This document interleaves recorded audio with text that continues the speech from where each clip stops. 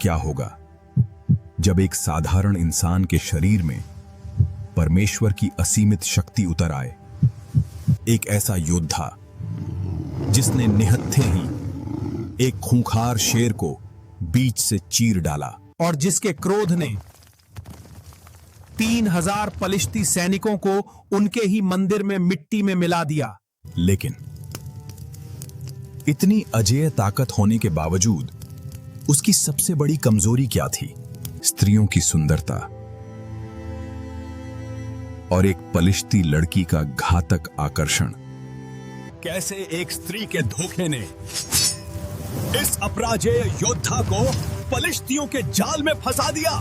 परमेश्वर की सामर्थ्य खत्म हो गई, आंखें निकाल ली गई और जो शेर था वो आज गुलाम बन गया। क्या परमेश्वर के विरोध में जाने की यही सजा थी या उसके जीवन का आखिरी दांव अभी बाकी था? पलिश्तियों को लगा कि उन्होंने परमेश्वर के सबसे बड़े योद्धा को हरा दिया। अपने देवता दागोन के मंदिर में वो अपनी जीत का जश्न मना रहे थे। उन्होंने उसे एक तमाशा बना दिया। वो अंधा और बेबस शिमशोन, जिसके नाम से ही कभी पलिश्ती कांप उठते थे। लेकिन मौत और घमंड के उस अंधेरे में किसी ने भी शिमशोन के सिर पर दोबारा उगते हुए उन बालों पर ध्यान नहीं दिया। क्या परमेश्वर एक टूटे हुए दिल की आखिरी पुकार सुनेगा? हे प्रभु, बस एक आखिरी बार मुझे मेरी ताकत लौटा दे। और फिर परमेश्वर की असीमित सामर्थ्य एक बार फिर उस शरीर में उतरी। अपनी मौत से उसने वो किया जो वो अपनी पूरी जिंदगी में न कर सका। पलिश्तियों का पूर्ण विनाश। देखिए ताकत, वासना, धोखे और परमेश्वर के अचूक प्लान की रोंगटे खड़े कर देने वाली पूरी कहानी। बाइबल हमें बताती है कि जब इस्राएलियों ने फिर से परमेश्वर यहोवा की दृष्टि में बुरा किया तो परमेश्वर ने उन्हें 40 वर्ष तक पलिश्तियों के हाथ में कर दिया। यह इस्राएल के लिए अंधकार और गुलामी का समय था। उसी समय दान के गोत्र में सोरा नाम का एक नगर था, जहां मानोआ नाम का एक व्यक्ति अपनी पत्नी के साथ रहता था। मानोआ की पत्नी बांझ थी और उनके कोई संतान नहीं थी। लेकिन परमेश्वर ने उनकी खामोश प्रार्थनाओं को सुन लिया था। एक दिन यहोवा का स्वर्गदूत मानोआ की पत्नी को दिखाई दिया। स्वर्गदूत ने उससे कहा, सुन, तू जो बांझ है अब गर्भवती होगी और तेरे एक बेटा उत्पन्न होगा। परंतु सावधान रहना, न तो दाख मधु पीना और न कोई मदिरा और न कोई अशुद्ध वस्तु खाना, क्योंकि वह बालक जन्म से ही परमेश्वर के लिए नाजीर होगा। उसके सिर पर कभी उस तरह न फिरने पाए। और वही इस्राएलियों को पलिश्तियों के हाथ से छुड़ाने पाएगा। इतना कहकर वो अद्भुत पुरुष वहां से चला गया। स्त्री ने तुरंत जाकर अपने पति मानोआ को सब कुछ बताया। उसने कहा, परमेश्वर का एक जन मेरे पास आया था। उसका रूप स्वर्गदूत के समान बहुत भयानक और प्रतापी था। उसने मुझे बताया कि हमारा एक बेटा होगा जो जीवन भर परमेश्वर का नाजीर रहेगा। यह सुनकर मानोआ ने यहोवा से प्रार्थना की, हे प्रभु, उस परमेश्वर के जन को फिर से भेज, ताकि वो हमें सिखाए कि उस उत्पन्न होने वाले बालक के साथ हमें क्या करना चाहिए। परमेश्वर ने मानोआ की विनती सुन ली। जब वह स्त्री खेत में बैठी थी, स्वर्गदूत फिर से उसके पास आया। वो तुरंत दौड़कर मानोआ को बुला लाई। क्या तू वही पुरुष है जो इस स्त्री से बोला था? मानोआ ने पूछा, तेरा नाम क्या है? स्वर्गदूत ने उत्तर दिया, तू मेरा नाम क्यों पूछता है? वो तो अद्भुत है।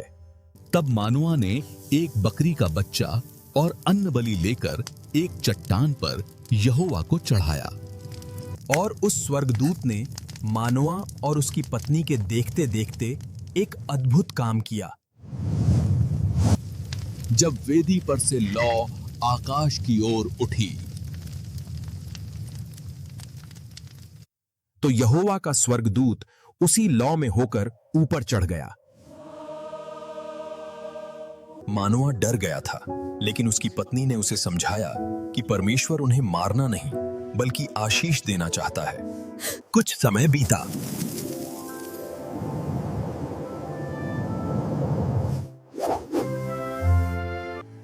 और उस स्त्री ने एक पुत्र को जन्म दिया और उसका नाम शिमशोन रखा।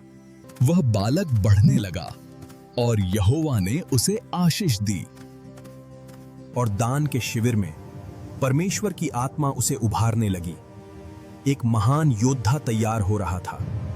समय बीतता गया और वो नन्हा बालक अब एक विशालकाय और ताकतवर जवान बन चुका था। परमेश्वर की आत्मा उसके साथ थी और उसकी ताकत इंसानी समझ से परे थी। एक दिन शिमशोन पहाड़ियों से नीचे उतरकर पलिश्तियों के नगर टिम्ना की ओर गया। ये वो इलाका था जहां इस्राएलियों के दुश्मनों पलिश्तियों का कब्जा था। वहां बाजार में उसकी नजर एक पलिश्ती लड़की पर पड़ी।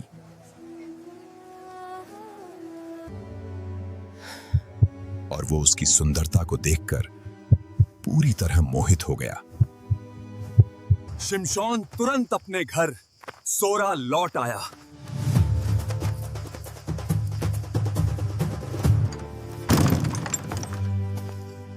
उसने अपने पिता मानोआ और अपनी माता से कहा, मैंने टिम्ना में एक पलिश्ती लड़की देखी है, अब तुम उसी से मेरा विवाह करा दो।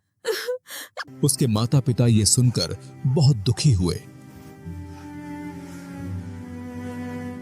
उन्होंने कहा, क्या तेरे अपने गोत्र और तेरे अपने लोगों में कोई लड़की नहीं है जो तू उन खतना रहित पलिश्तियों में से पत्नी ले आने जा रहा है?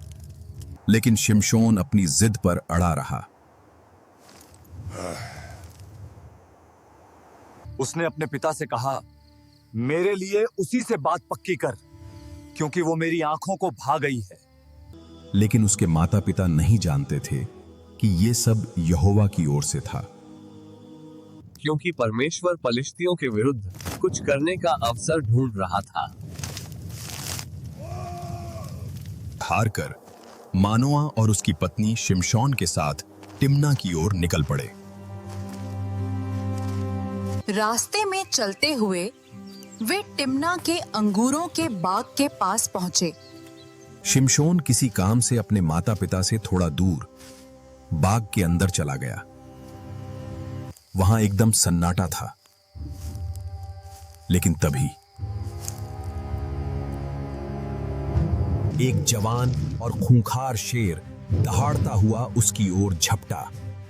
शिमशोन के हाथ में कोई हथियार नहीं था।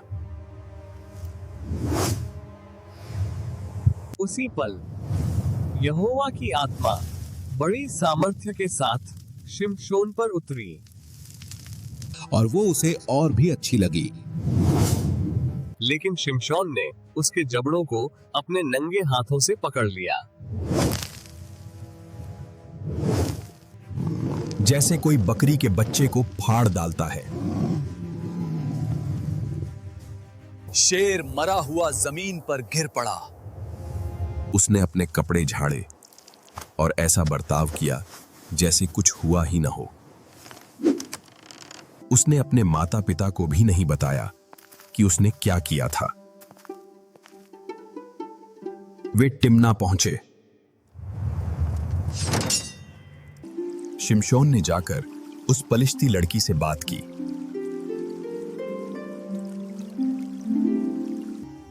और वह उसे और भी अच्छी लगी। कुछ दिनों बाद जब वह उससे विवाह करने के लिए उसी रास्ते से लौट रहा था, तो उसने मुड़कर मरे हुए शेर के कंकाल को देखा और उस कंकाल के अंदर कुछ ऐसा था जो पलिश्तियों की नींद उड़ाने वाला था। कुछ समय बाद शिमशोन उस पलिश्ती लड़की से विवाह करने के लिए टिम्ना लौट रहा था। रास्ते में वो उस मरे हुए शेर की लोथ को देखने के लिए मुड़ा जिसे उसने फाड़ डाला था। और यह क्या? उस खूंखार शेर के कंकाल के अंदर मधुमक्खियों का एक झुंड और शहद था। शिमशोन ने वो शहद अपने हाथों में निकाल लिया और खाते हुए आगे बढ़ गया। उसने वो शहद अपने माता पिता को भी दिया, लेकिन उन्हें ये नहीं बताया कि वो शेर के कंकाल से निकाला गया है। टिम्ना पहुंचकर शिमशोन ने वहां एक बड़ा भोज दिया, क्योंकि जवानों की यही रीत थी। पलिश्तियों ने शिमशोन के विशाल रूप को देखकर उसके साथ रहने के लिए 30 जवानों को चुन लिया। भोज के दौरान शिमशोन ने उनसे कहा, मैं तुम लोगों से एक पहेली कहता हूं। यदि तुम 7 दिन के भोज में इसका अर्थ मुझे बता दो, तो मैं तुम्हें 30 सनी के वस्त्र और 30 जोड़े कपड़े दूंगा। लेकिन यदि तुम ना बता सकें तो तुम्हें मुझे 30 वस्त्र देने पड़ेंगे। पलिश्ती मान गए। तब शिमशोन ने कहा, खाने वाले में से खाना निकला और बलवान में से मीठा निकला। 3 दिन बीत गए, पर वे पलिश्ती इस पहेली को सुलझा न सके। 7वें दिन क्रोधित होकर वे शिमशोन की नई पत्नी के पास गए। अपने पति को फुसलाकर पहेली का अर्थ पूछ, नहीं तो हम तुझे और तेरे पिता के घराने को आग लगा देंगे। डर के मारे वो स्त्री शिमशोन के पास जाकर फूट फूट कर रोने लगी। तू मुझसे केवल बैर रखता है और प्रेम नहीं करता। तूने मेरे लोगों से पहेली कही, पर मुझे उसका अर्थ नहीं बताया। देख, मैंने तो अपने माता पिता तक को नहीं बताया, तो तुझे कैसे बता दूं? लेकिन वो 7 दिन भोज में उसके सामने रोती और गिड़गिड़ाती रही। अंत में उसकी जिद से तंग आकर 7वें दिन शिमशोन ने उसे पहेली का राज बता दिया। और उस स्त्री ने तुरंत जाकर वो राज अपनी जाति के लोगों को बता दिया। उसी दिन सूर्य ढलने से ठीक पहले नगर के उन 30 लोगों ने आकर शिमशोन से कहा, What is sweeting than honey? And what is stronger than a lion? शिमशोन तुरंत समझ गया कि उसे धोखा मिला है। उसकी अपनी पत्नी ने उसके साथ विश्वासघात किया था। यदि तुम मेरी बछिया को हल में न जोतते, तो मेरी पहेली कभी न बूझ पाते। उसी पल वो क्रोध से भरा हुआ अश्कलोन नगर गया, जो पलिश्तियों का ही इलाका था। वहां उसने 30 पलिश्ती पुरुषों को मार डाला। उसने उनके वस्त्र उतार लिए और वे 30 जोड़े कपड़े लाकर उन लोगों को दे दिए जिन्होंने पहेली का अर्थ बताया था। उसका क्रोध भड़क उठा था और वो अपनी पत्नी को छोड़कर सीधे अपने पिता के घर लौट गया। लेकिन शिमशोन की गैरहाजिरी में पलिश्तियों ने उसकी पत्नी की शादी उसी के एक पलिश्ती साथी से करा दी। जब शिमशोन को ये पता चलेगा तो जो आग लगेगी वो पूरे पलिश्ती राज्य को राख कर देगी। जब शिमशोन अपनी पत्नी से मिलने टिम्ना वापस लौटा, तो उसे पता चला कि उसके ससुर ने उसकी पत्नी की शादी उसी के एक पलिश्ती साथी से कर दी है। प्रतिशोध की आग में जलते हुए शिमशोन ने 300 लोमड़ियों को पकड़ा और उनकी पूंछों को एक साथ बांधकर उनमें जलती हुई मशालें लगा दी। और उन लोमड़ियों ने पलिश्तियों के खेतों, जैतून के बागों और सारी फसल को जलाकर राख कर दिया। पलिश्तियों की सेना शिमशोन को मारने के लिए लेही नामक स्थान पर आ गई, पर शिमशोन के पास कोई हथियार नहीं था। तभी परमेश्वर की आत्मा उस पर उतरी। उसने उसी गधे के जबड़े से 1000 पलिश्तियों को मार गिराया। इस महायुद्ध के बाद शिमशोन ने 20 साल तक इस्राएल का न्याय किया, लेकिन उसकी सबसे बड़ी कमजोरी अभी उसके सामने आने वाली थी। पलिश्ती सरदारों ने दलीला को लालच दिया, इसकी ताकत का राज पता कर और हम तुझे चांदी के 1100 टुकड़े देंगे। दलीला हर रोज शिमशोन से उसकी ताकत का राज पूछने लगी। वो रोती, गिड़गिड़ाती और उसे भावनात्मक ब्लैकमेल करती। अंत में तंग आकर आखिरकार शिमशोन ने बताया। उसी रात जब वो उसकी गोद में सो रहा था, दलीला ने एक नाई को बुलाकर उसकी बालों की 7 जटाएं कटवा दी। दलीला चिल्लाई, शिमशोन, पलिश्ती तुझ पर आ गए। वो उठा पर उसे पता नहीं था कि यहोवा उसे छोड़ चुका है। पलिश्तियों ने उसे पकड़ लिया, उसकी दोनों आंखें निकाल ली और उसे जेल में चक्की पीसने लगा दिया। लेकिन वो एक बात भूल गए थे। जेल के अंधेरे में शिमशोन के बाल फिर से बढ़ने लगे थे। पलिश्तियों ने अपने देवता दागोन के मंदिर में एक बहुत बड़ा उत्सव रखा, जहां 3000 से ज्यादा लोग मौजूद थे। उन्होंने शिमशोन को तमाशा बनाने के लिए बाहर बुलाया। शिमशोन ने उस लड़के से कहा जो उसका हाथ पकड़े था, मुझे उन खंभों को छूने दे जिन पर यह मंदिर टिका है। शिमशोन ने यहोवा से पुकार कर कहा, हे प्रभु यहोवा, मेरी सुधि ले और बस एक ही बार मुझे बल दे, ताकि मैं अपनी दोनों आंखों का पलटा इन पलिश्तियों से एक ही बार में ले लूं। शिमशोन ने पूरी ताकत से खंभों को धकेला और चिल्लाया, और वो पूरा मंदिर पलिश्ती सरदारों और उन 3000 लोगों के ऊपर गिर पड़ा। शिमशोन ने अपनी जान दे दी, लेकिन उसने पलिश्तियों को नष्ट करके परमेश्वर की वो भविष्यवाणी पूरी कर दी जो उसके जन्म से पहले की गई थी। शिमशोन बाइबल का एक ऐसा योद्धा जिसको परमेश्वर ने चुना कि उसके लोगों को वो आजाद करवाए, लेकिन उसके जीवन में इतनी डिस्ट्रैक्शंस थे जिसके कारण उसने परमेश्वर की आज्ञा को महत्व नहीं दिया और अपनी भावनाओं को, अपनी योजनाओं को सर्वोत्तम जाना। लेकिन अंत में परमेश्वर की योजना पूरी होती है। लेकिन बात केवल ये नहीं है कि परमेश्वर ने योजना बनाई और कैसे भी कैसे शिमशोन ने अंत में उस योजना को पूरा किया। बात ये है कि उस बीच उसे क्या देखने को मिला। 2 लोग थे, एक शिमशोन भी था और 2 क्या बहुत सारे लोग थे जिनको परमेश्वर ने अपनी योजना के लिए यूज किया।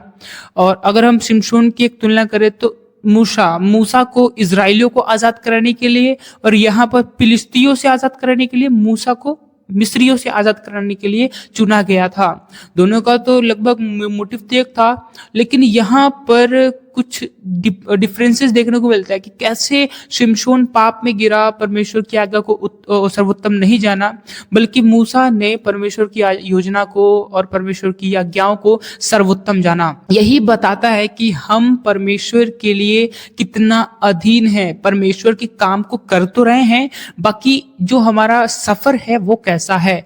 क्या हमारा पेट्रोल रास्ते में ही खत्म हो रहा है या हमने इतनी पेट्रोल रखी है कि जो हम पूरा रास्ता पार कर लेंगे।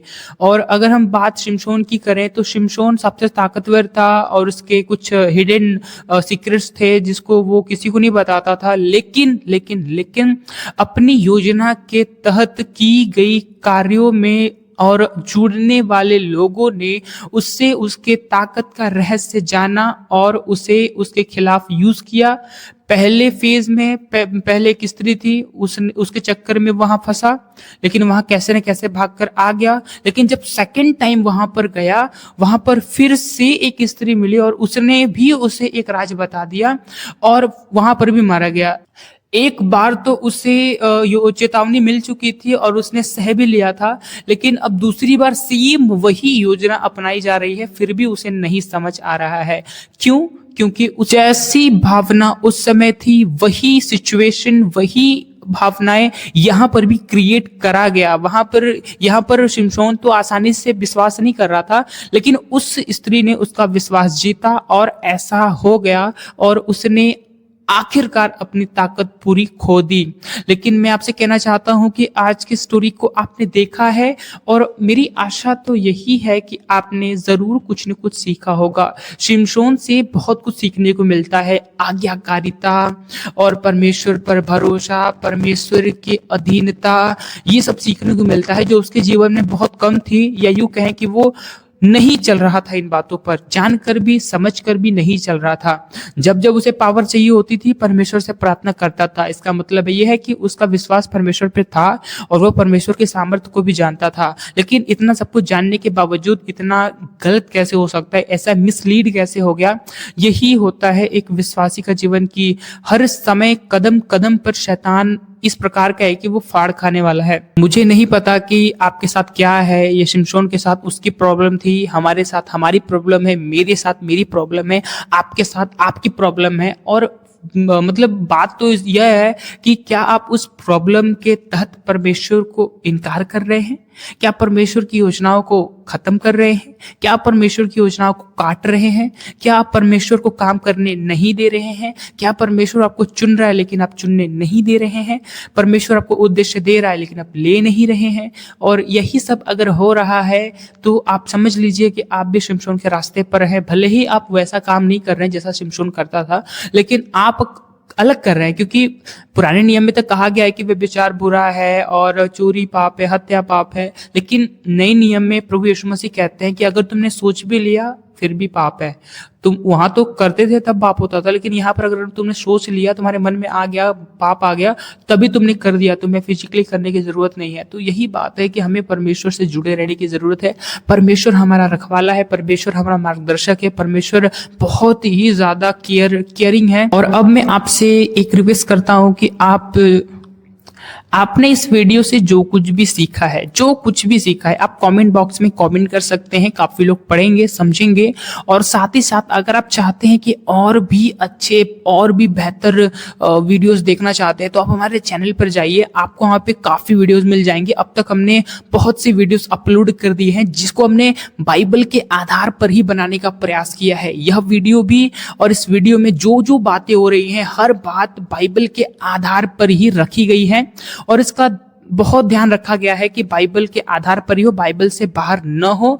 और आप चाहे तो इसको देख सकते हैं, समझ सकते हैं। फिरौन पर हमने वीडियो बनाया है, हमने मूसा पर वीडियो बनाया है, हमने फिरौन पर वीडियो बनाया है, और हमने दानियल पर, नेफिलीम पर और गोलियत पर, और अभी रिसेंट में जो यहेजकेल की एक भविष्यवाणी थी कि सूखी हड्डियों को परमेश्वर ने किस प्रकार से जीवित किया और क्या क्या किया, वो सबको हमने वीडियो के माध्यम से आपके साथ शेयर करने का प्रयास किया है। तो बहुत हजारों लोगों ने देखा है, आप भी चाहो तो देख सकते हो। और अगर आप यह चाहें कि आपके लोग भी यह चीज देख सकते हैं तो आप इसको शेयर कर सकते हैं उनके साथ, और वो भी यह वीडियो देखकर कुछ न कुछ सीख सकते हैं। और हमारी यही आशा रहेगी कि आप ऐसे ही आत्मिक रीति से बढ़ते जाएंगे। आप सभी को जय मसीह की। Praise the Lord.